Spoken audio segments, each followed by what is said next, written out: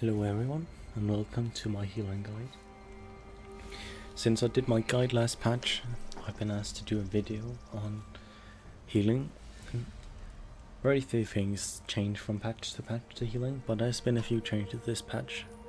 I'll be going over those changes together with the basics. The first basic is race choice. I chose Breton. I did this because of the free passives that gives you max magicka, spell resistance and magicka cost. I believe this is the best race for healing for my build. Gear wise, as a healer, you'll always be using Spellpark Cure. I recommend getting 3 big pieces in Spellpark Cure. This is because you'll be using tri-stat enchantments on them, and these can be expensive, so to save yourself some money, get the big pieces. These 3 will be infused with tri-stat of course, and the small pieces will be divines with magicka. For jewelry, you'll always be having the 2nd, 5th piece, and this is because Spellpark Cure does not, at least for now, drop in legendary, but Master Architect, Mending and Infallible either does. Enchant wise, I've got 3 magicka recovery glyphs.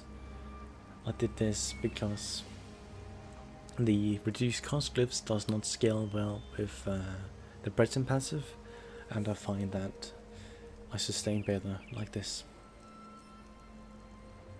So what has changed for this patch? The introduction of Jorwald's guidance of course, but not only that. In the meta right now there's a ton of Nightblades, and Nightblades tend to have a lot of Major Slayer themselves. This is why we'll be using Jorwald's guidance a lot. It's basically taking the spot where you would use Master Architect before. In my guide I specify a rule that says that if there are more than 3 to 4 Major Slayers, you should not be using Major Slayer on a healer, and this is where Jorwald's guidance is great. The other thing that's changed is of course off balance. And since off balance has changed so much, not many people are running shock glyphs anymore. Shock glyphs of course procs minor vulnerability, and minor vulnerability gives you 8% group damage. Basically this means that in some situations it actually might be a good idea to use Infallible Either again. Infallible Either basically procs minor vulnerability. I really recommend that when you do trials you stop and watch the minor vulnerability all the time, and then check that if it's too low, which means that it's under 80%, you should be using Infallible Either. A good way to prevent it dropping is to make sure that at least some DDs, ranged DDs of course, have got shock glyphs on. So for my setup on my boss, I'm using a perfected Asylum Staff, of course indecisive with a shock glyph. For my second bar, I'm using a Maelstrom Lightning Staff infused with a weakening enchant. Other potential traits for this staff would be charged and decisive. Decisive would be pumping out a lot of warhunts, and charge you would then use a shock glyph. I recommend using charge with a shock glyph if you choose to use another front bar trait like Infused Crusher.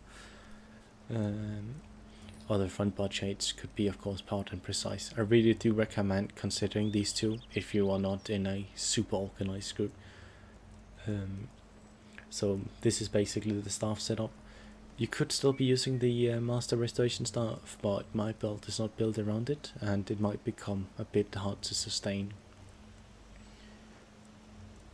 So for bar setups, my front bar with my Restoration Staff, the first ability or skill is Breath of Life. This is why we're using Templars. This is a great heal, like it's amazing for burst healing. It's hard to do score trials without this skill, basically because this often saves 1 or 2 deaths even in the best groups. Second one is Combo Prayer. This one in my build is really important. It procs minor berserk, does a great heal and gives some minor resistant buffs. With Jorwald's double bar, this will last 11 seconds, by the way.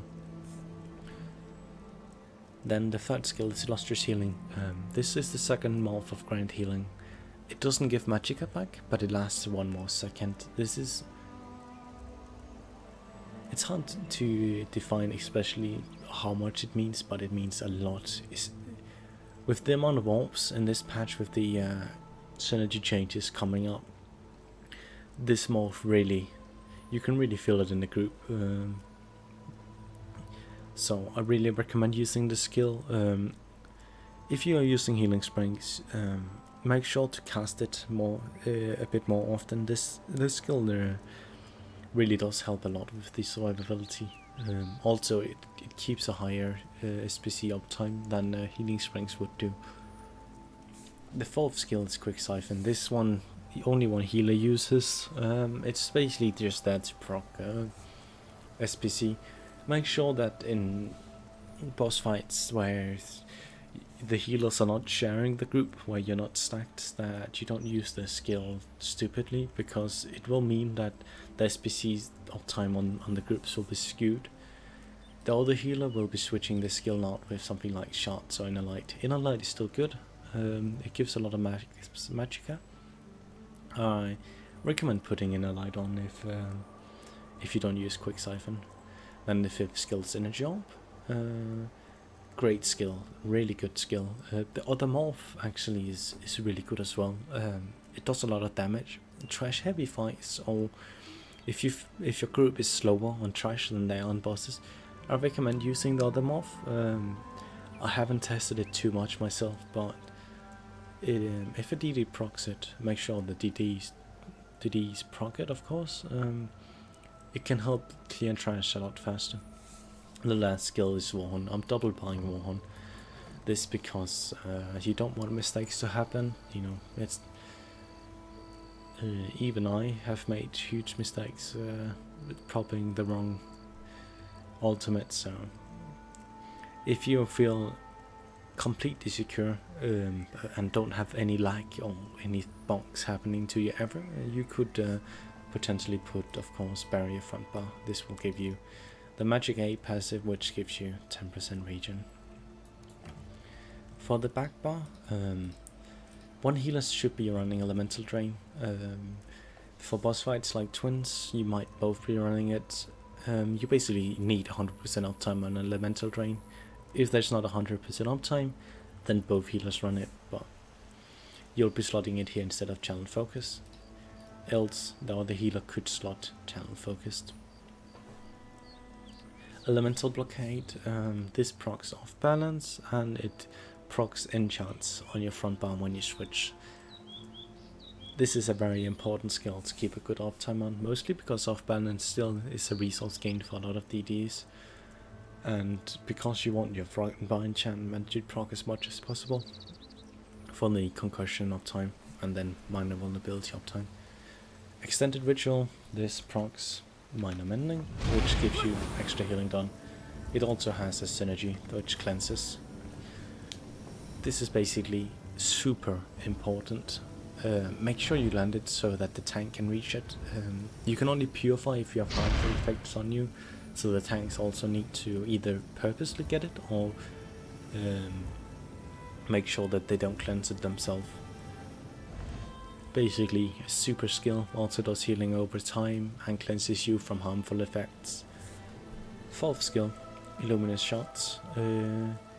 These shots share the same cooldown with orbs. You don't want to be throwing them on the group. They do give a bit extra resources, and this is why they're great for tanks, because you can aim on them at the tanks and they give extra resources.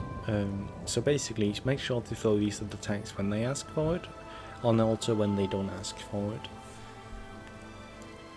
Vampire's Bane, the fifth skill. This I mostly use because it's quite single target damage, and it procs a very important passive called Prism. Prism gives you ultimate regen, so you can basically be throwing out even more wounds with this passive. This of course is also an incredibly cheap skill. You basically throw this whenever you exit your back bar and you'll be having some extra ultimate coming in. now that we overpass, I'll be going over the other basics. For attributes, I'm going 58 and 6. This will leave me below 18k with Clockwork Citrus Vanilla. This is a bit low, basically. I recommend going for 18k when doing hard trials. This is my VMOD setup. For VHOF I'll be going 18k. For VAS I have an entirely different setup. When you're on Agonian, you can be a bit more risky because you do get some extra. So if you want to go for the same setup I have here as an Agonian, tone this down to 3 and then put the extra in Magicka. For Montestone, Atronach, if you want more regen, switch out the infused traits, of course. For Divines, this will give you some extra regen. Make sure you're Vampire, not stage 4 but stage 3. You want stage 3 to reduce your damage taken. As a Breton you can take this.